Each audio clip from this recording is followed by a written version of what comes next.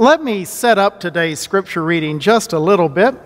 For those that might not have been with us all this time, but I've been preaching from the Gospel of John since January, and we are now reached the final chapter of the book. And so over 4 months, we've worked our way through, and we obviously have not preached every text. It's really just kind of been a highlight. I had a pastor when I was in the church I was growing up in, when I was in high school, decided to start a series on the Gospel of John, and 3 years later, when he finally ended it, we got to hear a sermon on something else.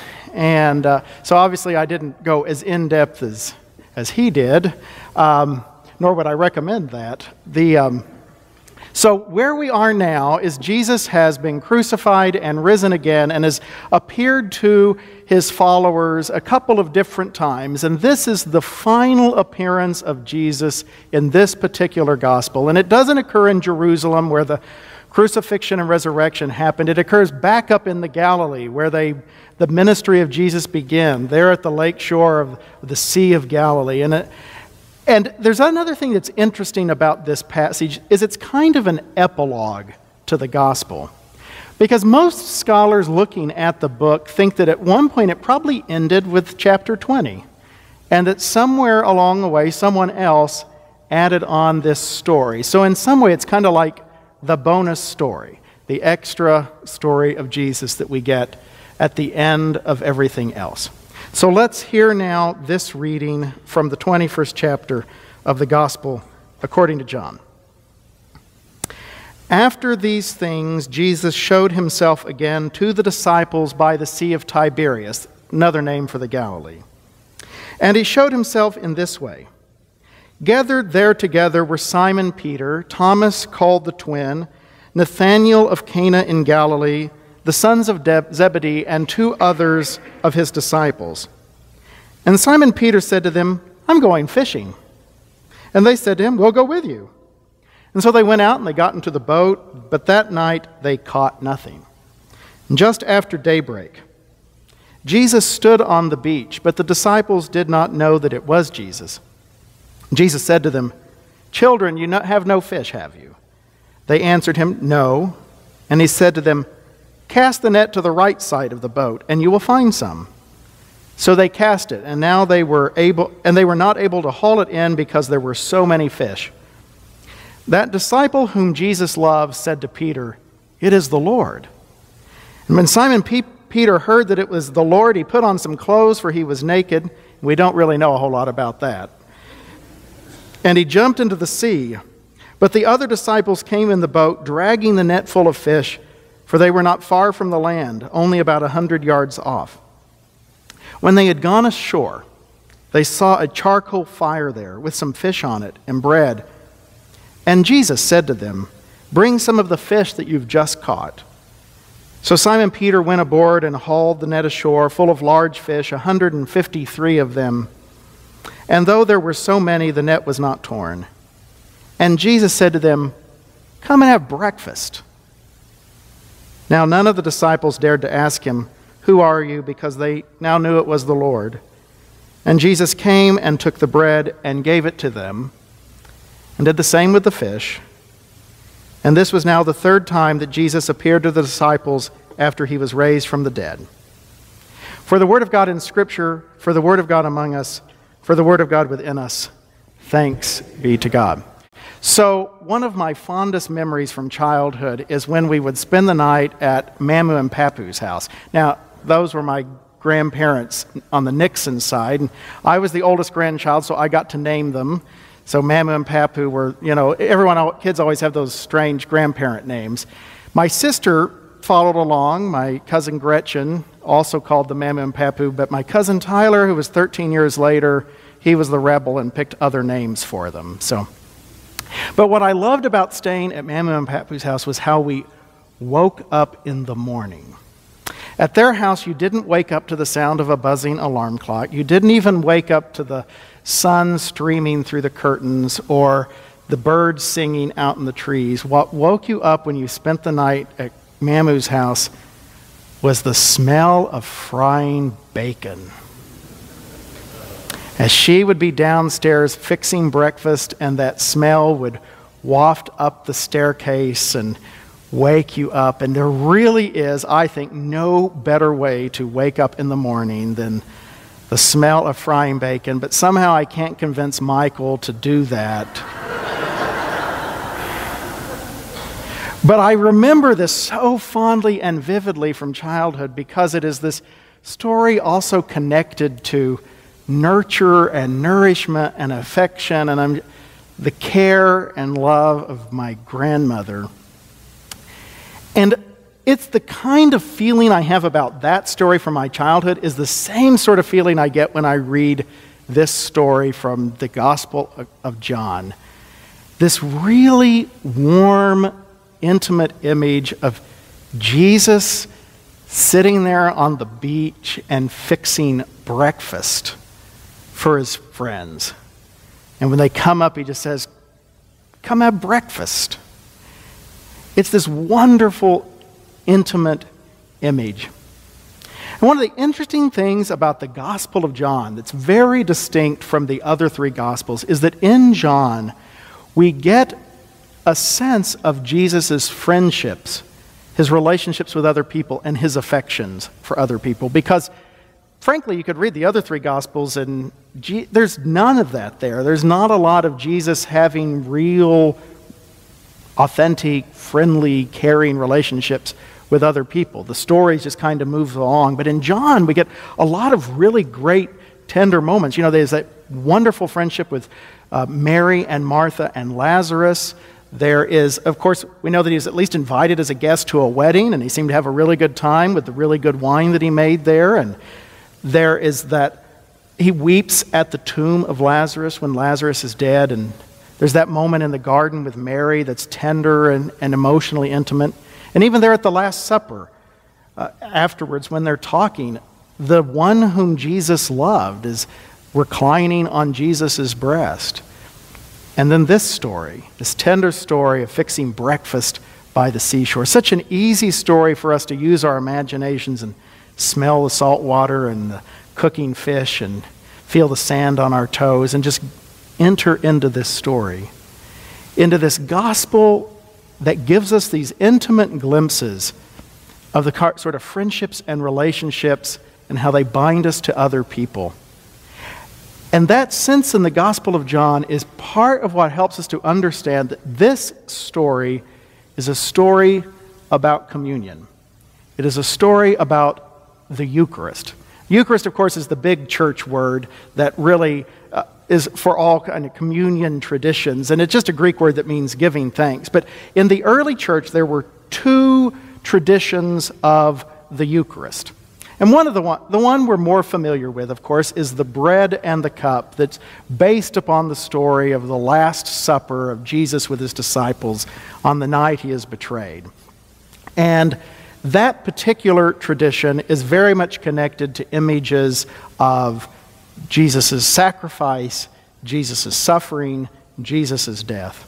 But there was this other Eucharistic tradition in the early church based upon bread and fish, on this story and the story that I told the children of the feeding of the 5,000. And we see it in the art of the early church that they also viewed these stories as communion stories. Now, it does make sense why over time, when you were holding worship services, while maybe the tradition of eating fish kind of went out of habit. I mean, I just can't imagine. As you got a little farther away from the shore of the Mediterranean Sea that you could count that the fish would be fresh. And, you know, I just don't see me on a Sunday morning frying up the fish and passing it out. So it's obvious like why the one tradition maybe supplanted the other one, just a little easier to pour a cup of wine.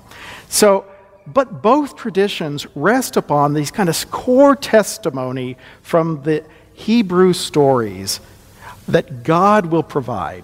Back when the children of Israel were in the desert and were hungry, and God provided their food and nourishment, and while they were slaves in Egypt and they had the Passover meal, and the unleavened bread represents the deliverance from Egypt. So both traditions rest upon this idea of God's blessing, God's promise, God's deliverance. But the fish and bread story has a little bit different theological significance because it is very much concerned about the shared table, the common meal, the being in relationship with one another, quite literally the communion, that it is this meal that connects us with each other.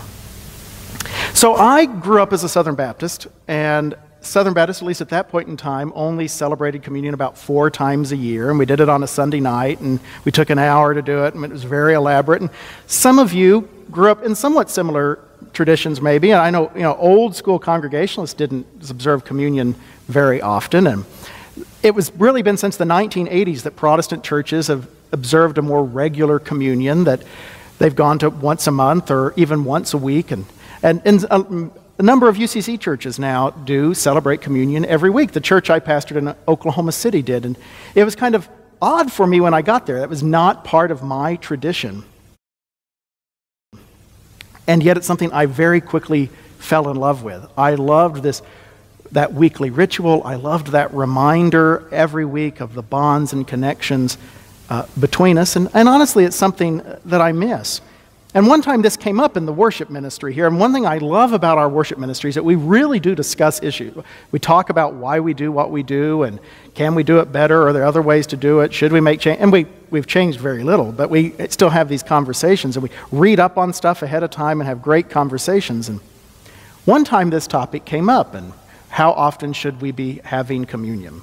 And so I gave my testimony, and then someone else in the group, and I don't remember who it was, I wish I did, said, well, you know what, if what we believe about communion is that it's a shared meal around the table, and it bonds our friendships and connections with each other and reminds us of how we're connected and strengthens the community, then you know what, we do have a weekly communion. We just call it the coffee hour. And this little light went on in my head as the pastor that, yeah, that's exactly what's happening. We do every week, not in the context of the worship service, but we do gather and around the table, and we share our stories with each other, and we connect with one another and reinforce those bonds that hold us together as a community. And it may just be that the elements are coffee and donuts. And do the elements really matter? So this week I was reading a story, or an article that was not about this, but it had a couple of paragraphs that were about the different things that Christians have used over the years to celebrate communion for various reasons. So for example, a lot of East Asian churches, it said, don't use bread, but use rice, because rice is what has meaning in their culture. And it said that in Uganda, back during the dictatorship of Idi Amin, that was so horrible and violent, that it was impossible to get wine at certain times, and so Anglican churches took to consecrating Coca-Cola. So this is this reminder that, the elements are really not what matters. What matters to us is the theological significance. What is the point? What's happening here? And I think this story in John reminds us of what that is. It's about the relationship. It's about the friendship. It's about the connections that we make among one another. And so during Easter, I've been preaching this series entitled One Life. The idea came from a U2 song that John sang for us a few weeks ago. And the emphasis has been, what are the lasting implications of Jesus' death and resurrection for those of us who believe?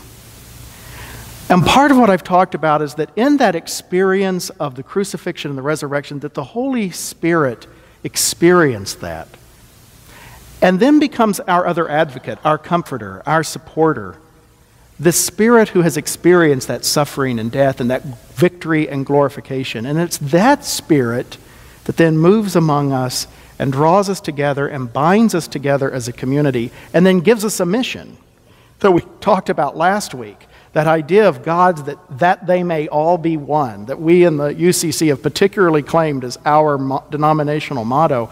But this idea that God desires us all to find unity with one another. Not just in the church, but all humanity and all of creation.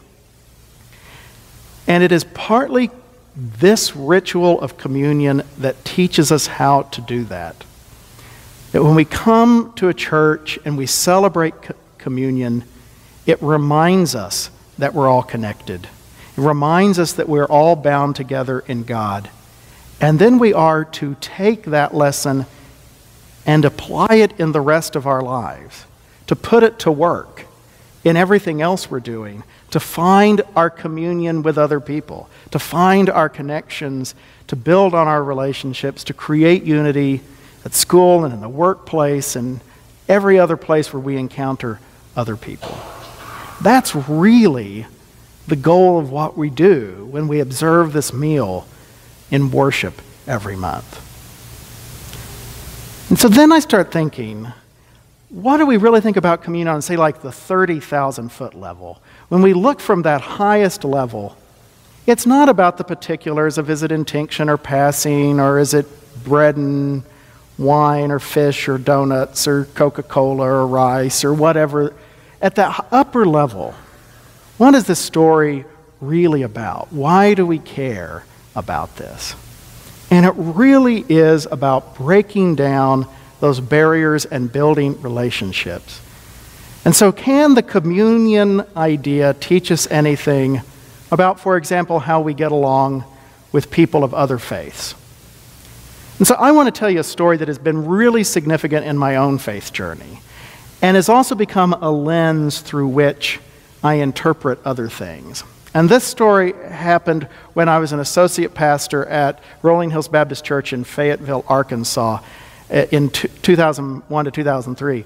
And there at Fayetteville, we had an incredible ministerial association. It was an interfaith group of people. It's the best group like that I've ever been a part of. I formed great friendships. I miss that group. I wish I had something like that every place I've served. But this particular group, we met once a month for lunch at the Mount Sequoia Retreat Center, which is a United Methodist Church retreat center at the tallest hill in Fayetteville. It's beautiful woods and flowers and great views of the city, a beautiful space. We'd have lunch, a program, and just work on building our relationships and connections. This particular day was in the spring of 2002, and that's relevant because after September the 11th, 2001, we all felt that though interfaith dialogue had been something we had done kind of because it was nice and good, that now it was vitally important. It was an issue of life and death, that we build our connections across our religious divides. And one thing we realized, particularly Lowell Grisham, the Episcopal rector, realizes we had no Muslim in the group. There was no mosque in Fayetteville. We had no Muslim cleric. So he went on a search to find a Muslim to join our group. And of course, it was a university town, so that made it a little easier. So he found Talat Holman, who was a professor at the University of Arkansas. Talat was not an imam, not a cleric, just a professor. But Talat agreed to come join the rest of us clergy and be a part of our group. And Talat was a Sufi Muslim. You know, the three major branches of Islam, Shiite, Sunni, and Sufi.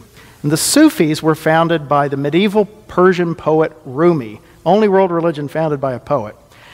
Other interesting thing about Rumi is he also loved another man, Shams, and much of his poetry is about his love for another man. And one of the interesting things is there's this whole branch of Islam that's this mystical, poetic, same-gender loving tradition that is not what we see or hear about on the news. So that's the tradition that Talat came from. And so this particular day, the last four of us who were left and were leaving together were myself, Cooperative Baptist youth minister at the time, the Episcopal rector, Lowell Grisham, Talat Holman, the Sufi professor, and Jeff Brewster. No, not Brewster, that's a different Jeff. Well, I can't remember Jeff's last name. So Jeff, who was ethnically Jewish, but a practicing Buddhist. So this is kind of like the joke, you know, the Buddhist, the Muslim, the Episcopalian, the Baptist. So we walk out of the retreat center and we're going out to the cars, and Jeff says to Talat, I've written a song about Rumi that I would like to sing for you. Can I do that? And Talat says, sure, that'd be great. I'd like to hear that. And then Lowell and I said, well, can we stay and watch? And they said, yeah, sure. So Jeff pulls out this instrument that I didn't know what it was then. I still don't know. He sat down on the ground cross-legged. It was kind of like a dulcimer, but wasn't. plucking these strings, and it was very exotic and interesting, and he starts playing this, and then he starts singing. And he starts singing the song about Rumi, and about Rumi's love for Shams. And Talat is so moved that he begins to pray. Now, the Episcopalian and the Baptist, we might have prayed, just by bowing our heads, but a Muslim prays by moving. And so Talat was standing there, and then he, knelt down, and then he genuflected, and then he raised back up, and he went through these repeated motions of the prayer. He was worshiping. And Lowell and I were there watching him participate. And so here we had this Baptist, this Episcopalian, this Muslim, this ethnically Jewish practicing Buddhist singing a song about a medieval Persian poet who loved another and his love for another man. And it created this incredible spiritual moment in this moment of worship. And even if I had known it up here before, that was the first moment when I knew it down here, that if we are open to it, the Spirit will move us in amazing ways that we did not expect. And that if we are open to it, God will work to break down barriers and boundaries that we have erected to separate people. If we are open to it, we can all recognize that we worship God together. If we are open to it, that unity can be found. And that ultimately is what we are hoping for and longing for every month when we gather around this table. May it be so.